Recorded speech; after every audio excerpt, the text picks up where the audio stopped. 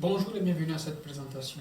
Aujourd'hui, nous allons parler du dernier acte juridique produit par l'État du Vermont aux États-Unis en relation avec la blockchain et le contrat intelligent. Je m'appelle Jolo Christian et si c'est la première fois que vous me regardez, je suis coach, consultant et formateur juridique en blockchain et contrat intelligent.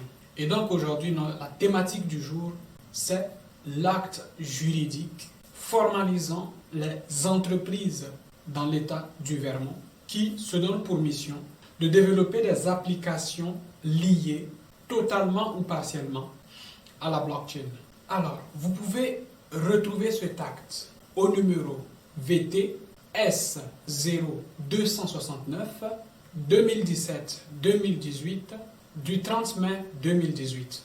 L'acte juridique se divise ou se subdivise en 5 grandes branches. Il définit d'abord ce qu'est la blockchain, ensuite définit ce qu'est la technologie blockchain, vous comprendrez tout à l'heure pourquoi. Ensuite, il traite du cadre de la protection des données personnelles utilisées par les compagnies ou entreprises liées à la blockchain.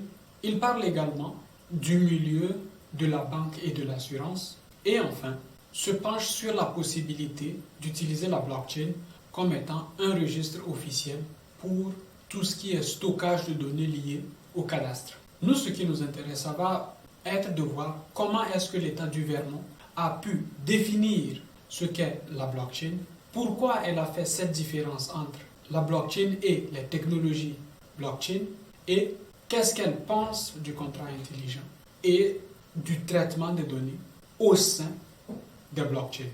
Donc nous commençons très rapidement avec la définition de la blockchain selon l'acte juridique de l'État du Vermont. La blockchain est définie par l'État du Vermont comme étant un registre décentralisé, chronologique, sécurisé et surtout consensuel, ou alors comme une base de données consensuelle, également décentralisée, sécurisée et chronologique, maintenue par le flux d'Internet. Plus important étant que ce flux se fait de pair à pair, donc sans la présence d'un intermédiaire.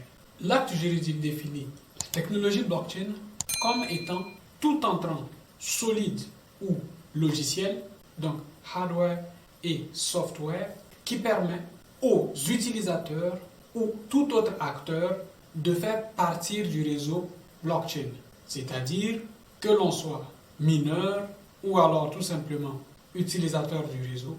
Tant qu'on utilise ces outils-là pour sécuriser et fluidifier les transactions au sein de la blockchain, alors on fait partie de ce que l'acte juridique du Vermont va appeler la technologie blockchain. Cet acte juridique engage l'État du Vermont à protéger les citoyens qui vont interagir avec une entreprise spécialisée dans la blockchain et d'une façon générale les DLT, et oblige toute entreprise de ce domaine à se faire certifier auprès du département des régulations financières.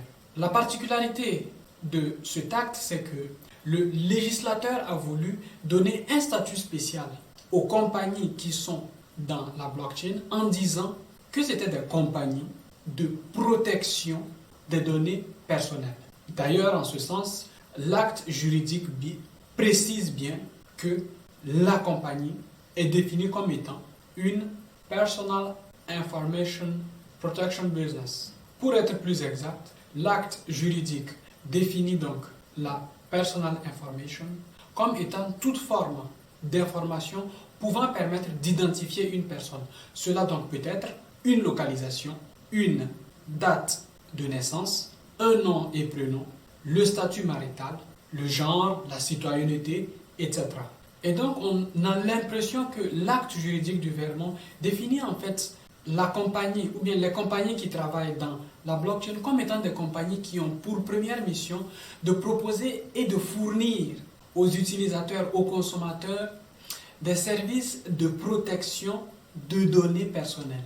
Nous allons quand même noter que, en réalité, lorsqu'on comprend le RGPD, on va se rendre compte que la protection des données personnelles au niveau de la blockchain est une question avant tout très mitigée et très complexe.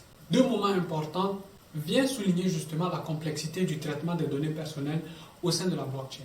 Le premier moment, c'est que nous savons tous une chose, que la blockchain, c'est une technologie qui a une nature décentralisée. Qu'est-ce que cela veut dire? Cela veut dire que à chaque fois qu'il y a une donnée qui est déployée à partir d'un nœud dans une blockchain, eh bien, tous les autres nœuds vont nécessairement recopier cette donnée afin d'assurer la sécurité et l'immuabilité du réseau. Le deuxième point important, c'est l'aspect cryptographique de la blockchain. À la différence des autres technologies traditionnelles que nous connaissons aujourd'hui ou qui sont du moins devenues une habitude dans la vie de tous les jours, il est très difficile de pouvoir directement accéder aux informations personnelles des personnes. Dans la mesure où il faut toujours pouvoir avoir la clé privée du compte qui a déployé l'information au sein du réseau pour décrypter l'adresse publique et pouvoir lire l'information. Donc, en d'autres termes, tout simplement, la donnée personnelle du consommateur ou bien d'un acteur qui est déployé dans une blockchain par cette personne est strictement personnelle et surtout dépend de la responsabilité de la personne qui l'a déployée parce que cette personne ayant la clé privée qui permet d'accéder à son compte, à son adresse publique.